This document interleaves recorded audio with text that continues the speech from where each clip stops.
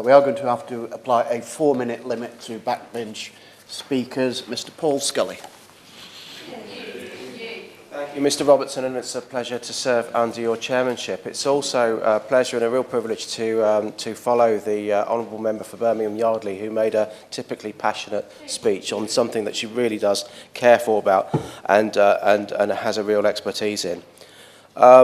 Women's Aid, who and many of us will have heard from in their concerns over this, do a wonderful job, and they should be congratulated in bringing this to the fore.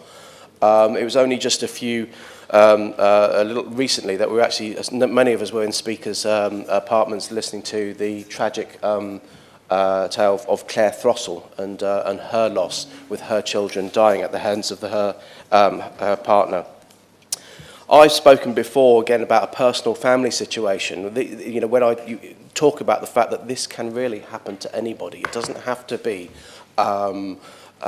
drugs or any other thing that starts a domestic abuse cycle. It can really happen to anyone at any time. So it's important that we all do speak out about this. Women's Aid are absolutely right, and we heard again from an Honourable Member for Birmingham Yardley that this is not a bed for a night. We do need specialist services to actually break this cycle, to be able to give these people sanctuary away from their abusive partners. And I welcome the fact that they have expressed concern and sparked a debate about closures and about people being turned away.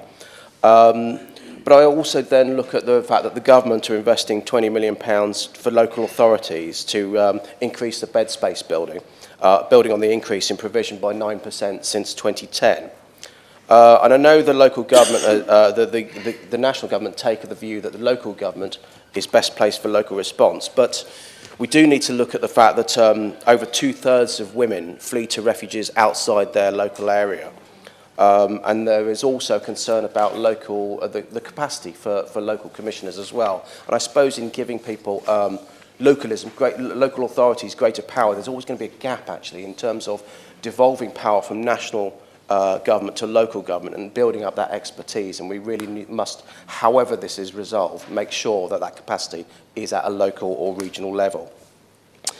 Now, I very much welcome the domestic violence and abuse bill that we're going to be tackling and addressing in the new year. That's something that I really hope that we can work together on. If you look at the statistics, the fact that the number of women that have been killed by their partner or their ex-partner have fallen by 22% since 2010, that's to be welcomed. But then speak to Claire Throssell, speak to other victims, and that will be scant comfort for them. The estimated number of female victims of domestic abuse has fallen by 15% since 2010.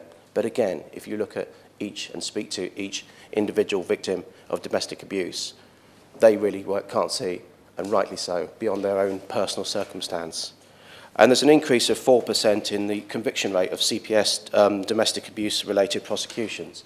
If you speak to my family member that I referred to earlier, where she's actually fully expecting her abusive ex-partner to avoid a conviction, custodial sentence, despite breaking into her house and assaulting her father.